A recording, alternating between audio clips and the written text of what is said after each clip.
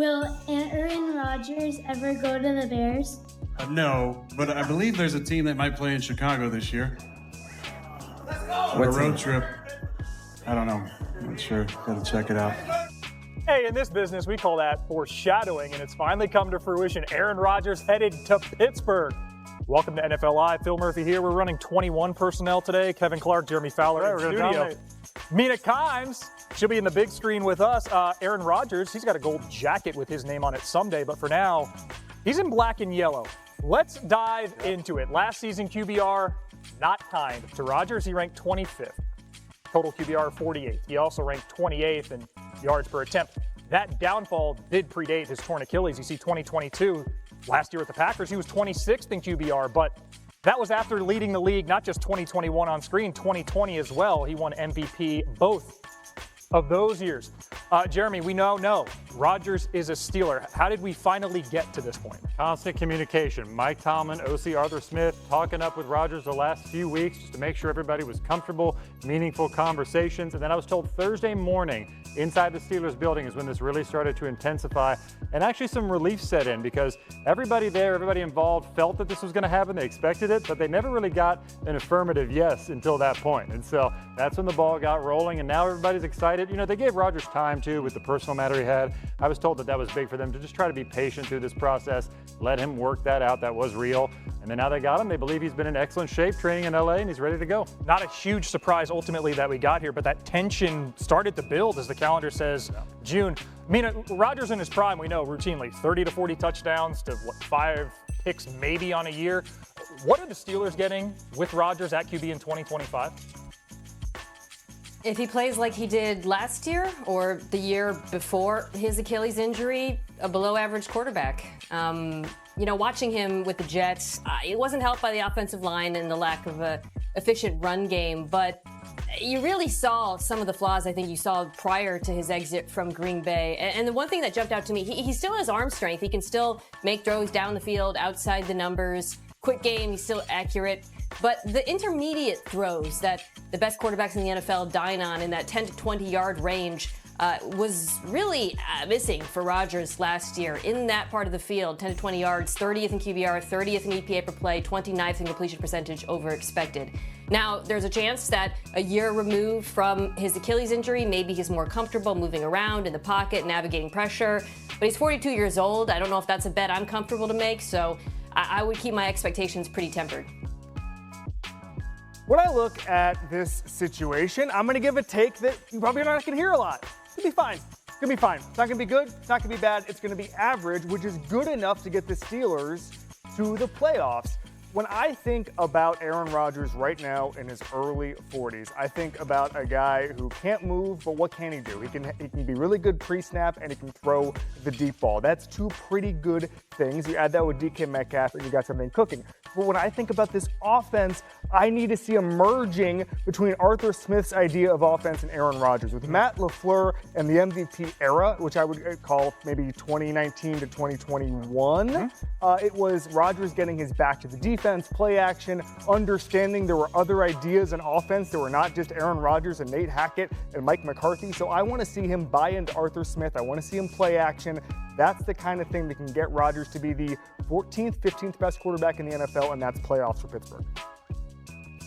Yeah, I don't know if I feel like losing with the football at times when we talk about Aaron Rodgers buying into a new offense because I just don't believe it, right? He's going to run the Aaron Rodgers offense. Yeah. Quarterbacks don't get more accepting of change, usually older in their careers.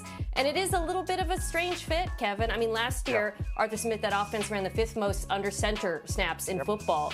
Rodgers prefers to be in the gun. You saw that bottom 10 rate in New York. I don't know what this marriage looks like, but I do know this. They have to have a strong run game for any of this to work, and that is something that the Steelers have invested in. So that would probably be the biggest case for optimism, that we see a better Rodgers than we did last year with the Jets. If they can run the football better, then maybe he'll be in better down and distance. A couple of years ago, I talked to Rodgers about how he basically invented that new offense with Matt LaFleur that won him an MVP, and a lot of it was blind throws. And who did he study when he was looking at blind throws? Ryan Tannehill and Arthur Smith. That That was the buy-in. That was how he understood how to hang in the pocket and trust that offense. And so I wonder if he goes back to that a little bit, looks at that Tannehill tape from that year where Tannehill was one of the best quarterbacks in football, if you guys remember, borrow from that. If I'm Arthur Smith, I clip out that article I wrote a couple years ago and put it in his locker and say, look, you watched me. You watched me. That plug there. Hey, fine. It's going to be fine. Fine would be an upgrade for the Pittsburgh at the end of last season. Steelers, 14.2 points per game in their last 5. Speaking of, that's now 5 different QBs to start week 1 for the Steelers in the last 5 years. Hey, the Colts had a longer run than that post Andrew Luck.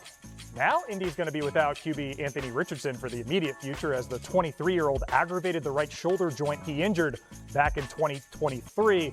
Head coach Shane Steichen on Thursday gave this update on his QB. So we're going to set him out this week. Obviously, he'll sit out for mini camp. We'll see when he comes back. Not going to put a timetable for training camp on it, but when he does come back, we'll ease him into throwing, and then we'll go from there. The good thing is he's not going to need a procedure right now. Obviously, look, it's frustrating, but I think at the same time, in life and anything, you go through these obstacles and these ups and downs, and you got to fight through them. That's part of life. And like I said, he's in good spirits right now, so we'll work through it. Been a rough couple years in the Colts QB stable. Anthony Richardson's touchdown to interception ratio ranks second worst amongst 45 QBs to throw at least 250 passes the last 2 seasons. The only QB who's worse is teammate Indiana Jones, Daniel Jones, who the Colts did sign this offseason. Richardson, 8 TDs to 12 picks last year in 11 games, completing just 47.7% of his passes. Jeremy Fowler, that is the 3rd worst of any QB this millennium. But Richardson, the health now is the question. He played just 15 games total in 2 seasons. What more can you tell us about his health today? Yeah, Phil, I'm not going to look at that QB room of the Colts the same after some of those stats, but Anthony Richardson, I'm told, reported some symptoms, some agitation on his throwing shoulder a couple days ago. He had an AC joint fixed up surgically in 2023. So it's similar to that injury, but there's nothing structural based on the people I've talked to. They believe, looking at the scans, that there's no major red flag and that he simply does need rest. And the Colts are a little bummed by this because the coaches felt like he had some of his best 2 days of practice leading up to this point. And so I'm told the player fully expects to be back for the start of training camp. But this is a slippery slope here, as we know, because there have been a lot of injuries here. And the Colts are sort of cautiously optimistic, I would call it, based on some conversations I've had today. We had a whole full screen for it, and Kevin, GM Chris Ballard during Combine Week leaned into the word competition regarding this QB job. 2 weeks later, Daniel Jones puts pen to paper. Are we trending toward Jones being the starter, the QB1 in Indy? Yeah, you don't give Daniel Jones $14 million unless he's in a competition, all right? That's just the way quarterback salaries work in this league. He has thrown, Anthony Richardson, 348 passes in the NFL. In his first 2 years, that is the 2nd lowest of any top 10 pick in the last 20 years. Trey Lance is the only player with less pass attempts. Wow. Okay, it was drafted in the top 10. Jake Locker had a few more than Anthony Richardson. That's the area of the pool that Anthony Richardson is in right now. So he needs to play more football. I've never seen anybody more destined to be in the 2026 Pittsburgh Steelers quarterback competition than Anthony Richardson, because I'm looking at this and I'm seeing a training camp where Daniel Jones will probably start with the ones. There's job preservation now going on in Indianapolis with Shane Steichen and Chris Ballard. They're going to want to get the 7, 8, 9 wins in order to keep their job. They're not going to want to take a flyer on Anthony Richardson and say, hey, look,